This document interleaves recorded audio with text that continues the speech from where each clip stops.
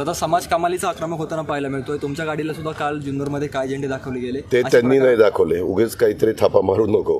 हे उबाट्याचा अध्यक्ष होता तिथं, काही बेमालून बोलत असतात तो. आणि मी तो कार्यक्रम संपत आल्यानंतर तिथं चिटपाखरू देखील नव्हतं. 8 लोक होते आणि त्यात उबाटाचा अध्यक्ष, मी त्याचं नाव विसरलो, पण माझं नाव तोंडावर आहे तो. हा, माऊली होता त्याच्यामध्ये. आणि त्यांनी ते केलेलं होतं. 7-8 जण होते. ठीक आहे, लोकशाहीमध्ये प्रत्येकाला म्हणणं मांडायचा, निदर्शनं करायचा, सत्याग्रह करायचा अधिकार आहेच. आता मुंबईमध्ये आझाद मैदानावर परवानगी नाकारली तरी सुद्धा जरांगे म्हणतात की आम्ही त्या संदर्भामध्ये स्वतः मुख्यमंत्र्यांच्या स्तरावर चर्चा चालू आहे.